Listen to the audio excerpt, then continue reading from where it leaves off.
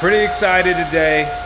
I know, I'm going deaf right now. So are you, I'm sorry for that. I'm gonna step out the garage here shortly. I just wanna show you first what this sounds like, but what is this? This is one of the most profitable mining rigs you can be running right now. It is the 6th most profitable mining rig in the world at the time of recording this. Obviously everything's rapidly changing. It was previously the most profitable rig. This is the Goldshell KD Max. It's a mining rig. That means it earns passive income 24/7, 365, mining cryptocurrencies. It mines on the Blake 2S mining algorithm. It's a cryptocurrency that if it went back to its all-time high and I was sitting on these coins, would be a 15x.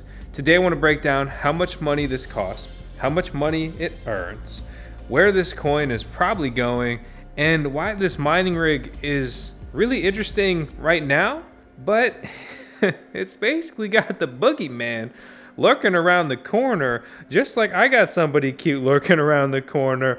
That's gonna be Tails, the wiggliest, the fluffiest, the cutest, the Doge. My name is Vosk on the VoskCoin YouTube channel. Let's review the KD Max. Just got it in. What's it doing?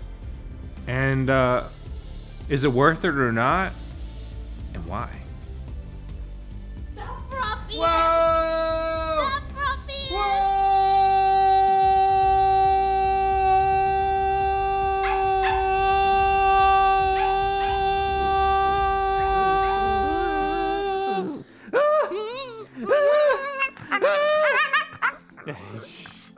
You're a good girl.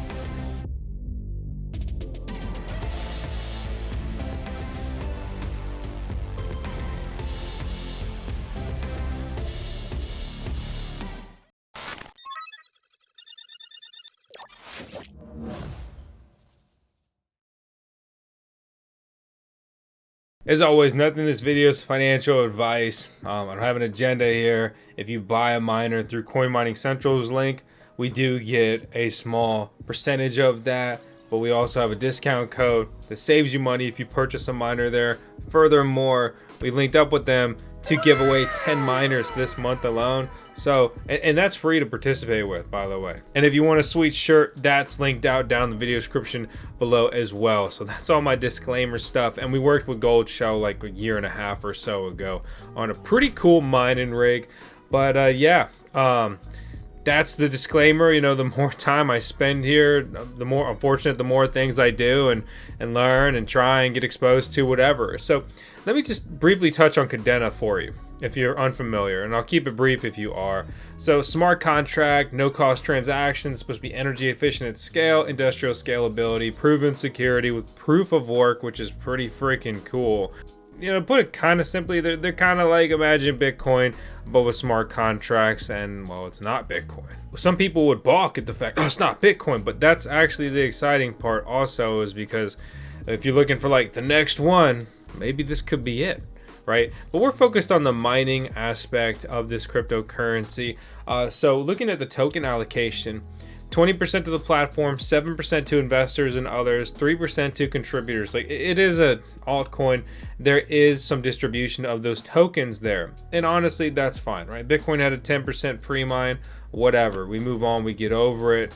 70% of the coins are going to the miners, which, to be honest, is a very high percentage of your token allocation, really just for the security of your cryptocurrency network. They utilize the packed smart contract language, and about 20% of their tokens are in circulation.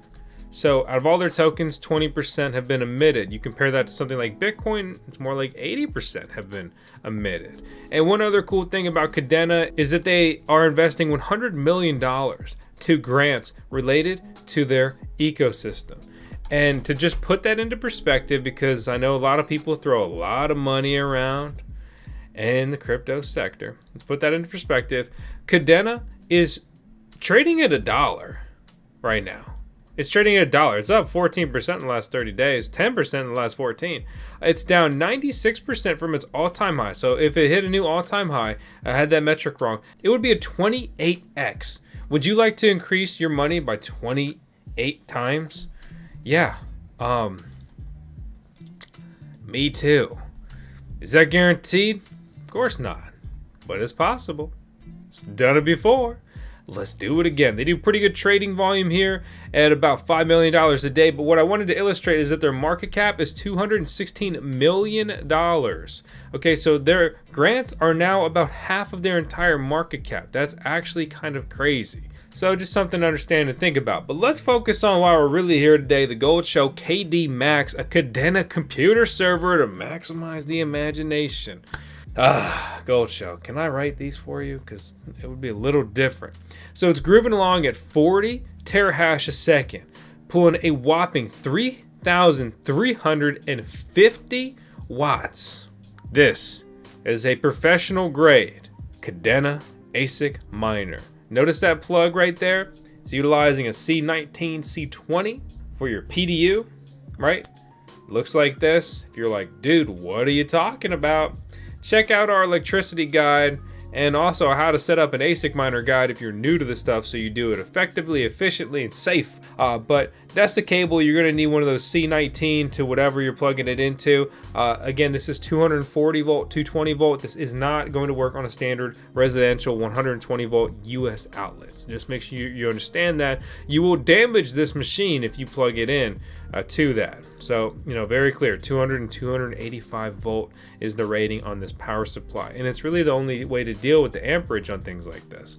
So this is a Goldshell manufactured mining rig. You can check out their shop and order from them if you want to, and if it's in stock, all that stuff. I have to shout out Coin Mining Central because I wasn't even able to get these because they kept going out of stock from Goldshell. Goldshell does not send us every freaking miner like some people think that they do. So thanks to Coin Mining Central big time for even giving us the ability to source this. We already mentioned you can use our link, support the channel, support them, all that stuff. Couple, big things to note, right? There's the BMK3. It's doing 70 terahash a second, almost twice as powerful. This is another Kadena miner that is more powerful and more profitable. Then we have the Bitmain Antminer KA3 coming here on the horizon. This is so much more powerful, right? So 166 terahash a second. So if we times our KD Max times 4, we would basically have a comparable hash rate to the KA3. And to put it into perspective, the KA3 does not consume 4 times as much power, actually less. But right now, and all the figures aren't updated here exactly, but the KD Max is still one of the most profitable miners to be operating. And that will change as more KA3s hit the market, and it shows a September 2022 release. And that's true if you're an insider. If you're not, like me, then you don't have a KA3 yet. And that IB Link miner, that just came out. So again, it's not on this list, and they list the L7 like freaking 5 times here because of the different hash rates. But the KD Max, essentially one of the most profitable mining rigs to buy and operate right now, but for how much longer? Because it won't be all that much longer.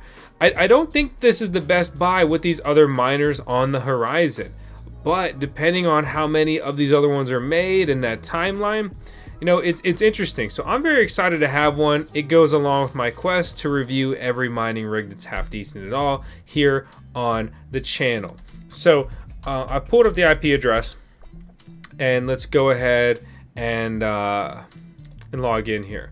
So right now it's averaging a hash rate of 35 terahash a second. It's running in a perfect, ideal environment of like 70 degrees Fahrenheit right now. And so it is performing a little bit low, and it is power hungry. It's consuming 14 amps. It actually tripped half of my PDU. I guess it's kind of getting old, little faulty, little used up, whatever. But I really shouldn't even be using 14 amps out of a 15 amp circuit. That's not following the 80% rule. This device is inherently actually kind of risky unless you're dealing with a 40 amp electricity setup and you have the associated infrastructure to deal with that. these mining rigs, again, just become more and more power hungry over time. It's exhausting. So this thing is not mining as effectively as it should be, but again, we just plugged it in. I'm going to shoot a splice in with its performance over the next couple of days and the real world mining profitability. I normally use DX Pool, which I'll link out down below, but I am now trying F2 Pool and their new Kadena miner. Remember, this mines KDA on the Blake 2S algorithm, and there's nothing else that you'll be mining with this. Logging into F2 Pool, good news is that we see that it has hit the pool here. We look at the workers, and this is the only one that is registering here. It's pulled up a 15-minute hash rate of about 37.5 terahash a second. What it reports in the miner actually doesn't really matter. All that matters is your reported actual hash rate on the mining pool, because that's what you get paid off of. So if I mine an average of 40 terahash a second here on the mining pool, all is well and right in the world. If not, well, then sucks for me. Hey guys, it's Miss Vosk here to tell you about today's video sponsor, SFUSD. SFUSD says they're the world's first stablecoin native to the Polygon blockchain. They say they give out 1% staking rewards per day or 30% per month. The way they say they're able to do this is through their trading group, which basically trades SPX 500 to make profits. They're confident they can make about 1.5% a day, and this is what backs your returns. So if they don't make this much, their staking rates have to lower. Keep in mind, they're basically running a hedge fund with a stablecoin on the front end, which can be very risky. They also have some giveaways going on right now, including a Twitter giveaway as well as a Gleam giveaway, where they're celebrating their launch and will be giving away up to $10,000. I'll drop the link for the giveaway in the video description below. This is not financial advice. Please do your own research before investing. At the projected earnings, I'm probably going to be mining like 6-7 coins a day, maybe more. Right now, the estimated earnings is not correct. And again, I'm testing F2 Pool and just my own Kadena mining pool journey here. As you can see, I have no metrics here since they've moved KDA to be an official pool and not just based off a wallet address there. All right, we got some data. Let's crunch some numbers. So we have about 5 days of data, realistically 4 effective days of data. You see that we did not get a full day of mining here 5 days ago. The previous 4 days have all been accounted for. We had a very good first day, and it did drop significantly, almost 10% the next day. Then it had a small raise, and then it was down. So it's very interesting. Let's pull up the real-time data for the hash rate, and from there, we will go ahead and break down how many dollars did this earn. So when we look at the hash rate history, and we're going to zoom in on 1 month. So when we look at the hash rate, it is slowly climbing within our limited view window. When we zoom out, we go just a month back, it's actually very flat. But the price of the coin has been, you know, it's be blunt, it's been a tough market, right? So we look at this, and the 14th was also the lowest day in the hash rate. Just a couple of days later, it's up a solid 5%. So that is impacting how many coins that we can receive moving forward. But, you know, nothing too crazy. It's not like a ton of miners have turned on in the last couple of days. So then how much is this 9 KDA worth? Gotta get your candies, and I kind of slacked off on those last week. So we punch in KDA, ranked 141 right now, trading at 91 cents at the time of recording this update. So mentally, I used to think KDA was, you know, for a while $2, then it was $1, and now we're trading sub dollar. So this puts us earning $8.31 per day. How much does this mining rig cost to operate? We have a limited mining pool exposure here. We're just using F2 Pool with this test. I normally mine Kadena on DX Pool, which I find to have higher profitability in my previous testing, but real-time tests are the best tests. So let's bump the electricity up to painful levels. We'll go 10 cents per kilowatt hour. This thing is supposed to be making about $11 a day per this and consuming about $8 a day at 10 cents per kilowatt hour. But here's the deal. This thing is making about as much as it's burning in electricity, because the power consumption on this device is very real. But it is not performing as well as it's supposed to. It's only hashed at 35 terahash a second per the miner, okay? And it's supposed to hash at 40.2 terahash a second. which would account for some of the profitability that we're not getting. We're not mining as many coins as we are supposed to. So it's not logging our average hash rate per day, which is very disappointing, and one of the features I like about F2 Pool. So let's investigate in the worker. Our 24-hour hash rate is pinging on 35 terahash a second. And when we break down the performance by day, looks like that's not working properly for me today either. But who cares? We have 24-hour hash rate data, and it's exactly what the miner's reporting, which we are missing an entire 5 terahash a second. That's significant. To put it into perspective, remember the Goldshell KD box? The little Kadena mini miner? That is like we are just missing 4 of these.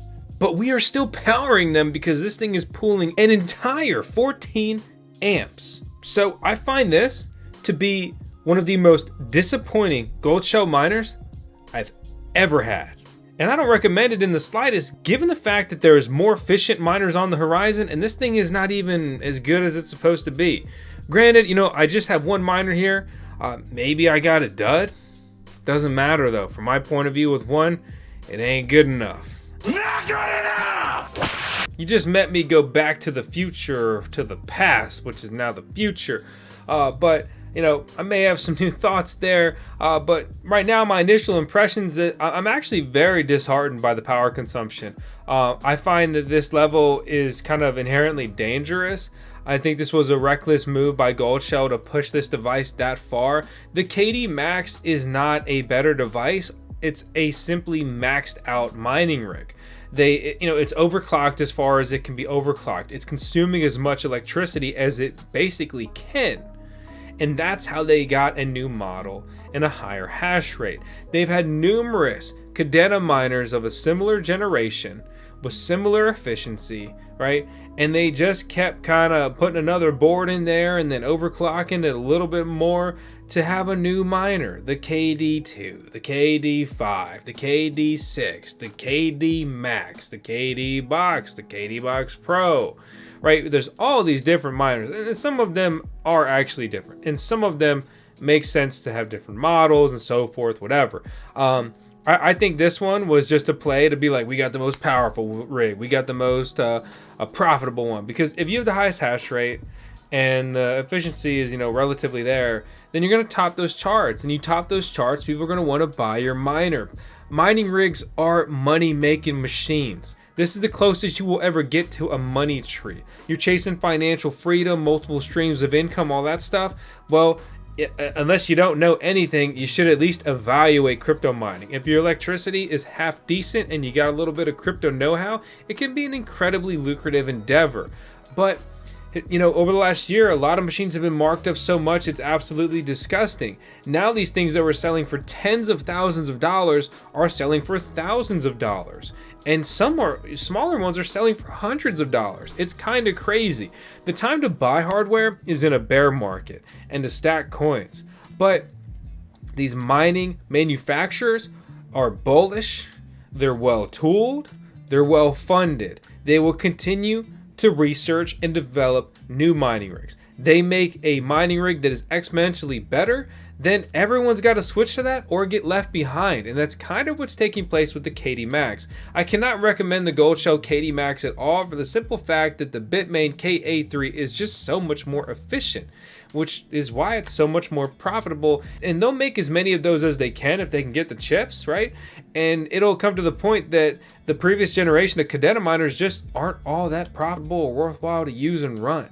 So, as always in mining, especially ASIC mining, which is a double-edged sword, kind of dirty piece of cryptocurrency sector, at least when it comes to these manufacturers, it's an arms race. It's an arms race, and it's the Cold War. So, hey, that's all I got today. You're on the VoskCoin YouTube channel. My name is Drew Vosk. I hope you enjoyed the video. Please subscribe. We're chasing 1 million subscribers, and kind of far. I need your help to get there. And if you're already subscribed, seriously,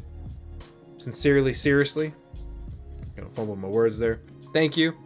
And yeah, see you on the next one. Thanks for watching.